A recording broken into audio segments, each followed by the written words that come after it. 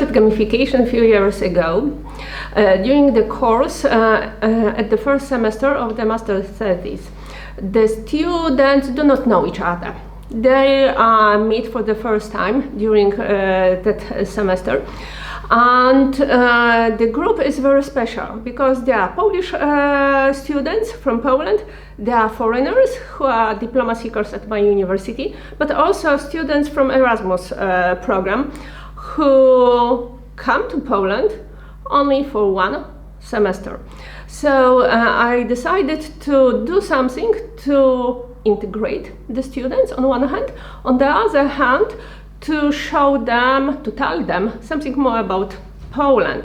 Therefore, I created the plot of the gamification in which they need to do something. In this case, it is to furnish their own apartment. Thanks to this plot, the students forget about this what they actually need to achieve.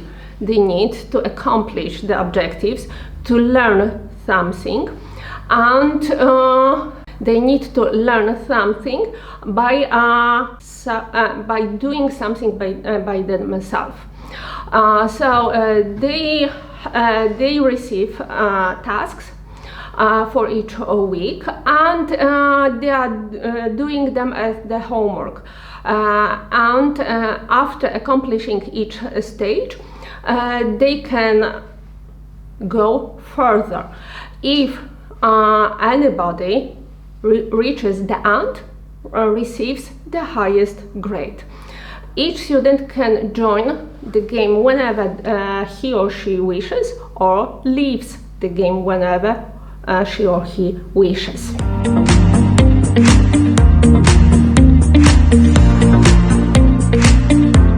This what is important, the gamification, this is the volunteering process, so it is not organized as the mandatory element of the course, but something more that students can engage in if they wish.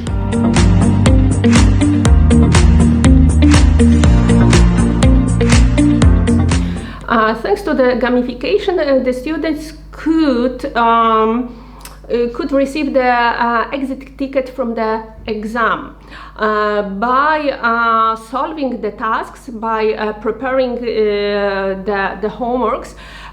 They could reach this or could accomplish this element without the exam. It was the advantage for students because it is an advantage for students because they can work the whole semester without the need of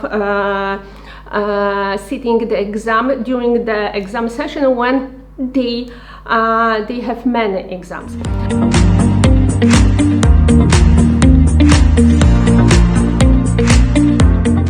What about my perspective? My perspective is that one that I really enjoy it because the students are really interested. They are preparing very interesting solutions to the tasks, and I receive very warm feedback from the students.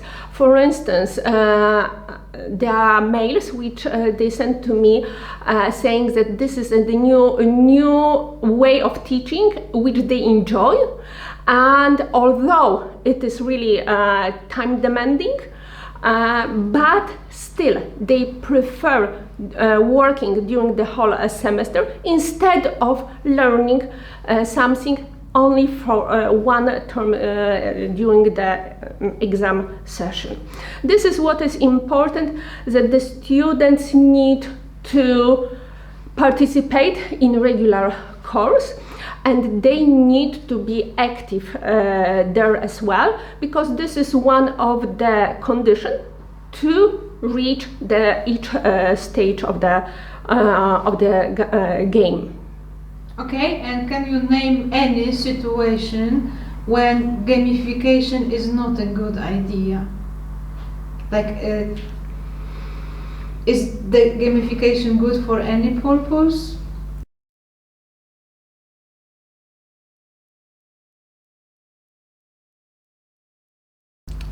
I can tell you about one very important disadvantage of the gamification. It is the time demanding also from the teacher's perspective. Unfortunately or fortunately, I have created the gamification in the way that it engages me in, for instance, checking the homeworks of the students, and in each case I send an email to each student with the feedback. So I need to spend some time on checking, on controlling, and writing the email.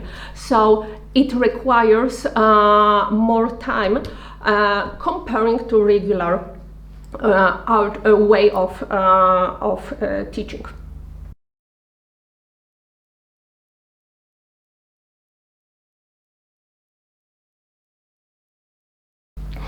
In my case, actually, when I started it in the first semester, I didn't need anything.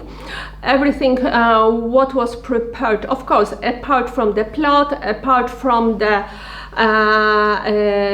idea and the plan, I prepared the presentation in which I presented everything for students, so I could leave the students with the principles written.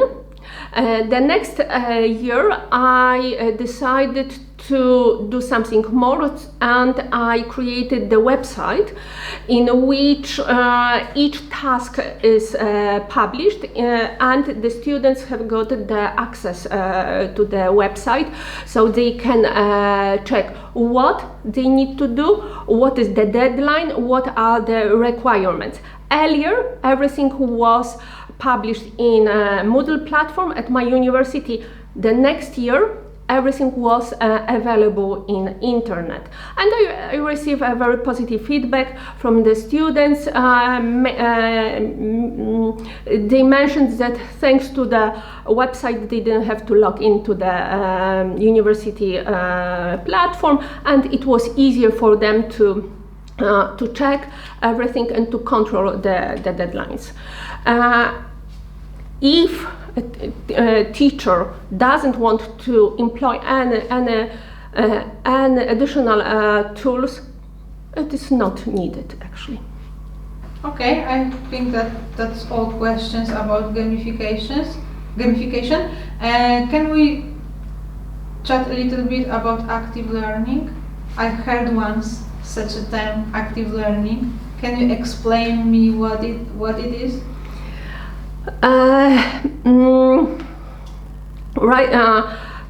The idea of delivering the lecture for 90 minutes by the teacher, academic teacher, by him or herself, this is the way of teaching which should be forgotten.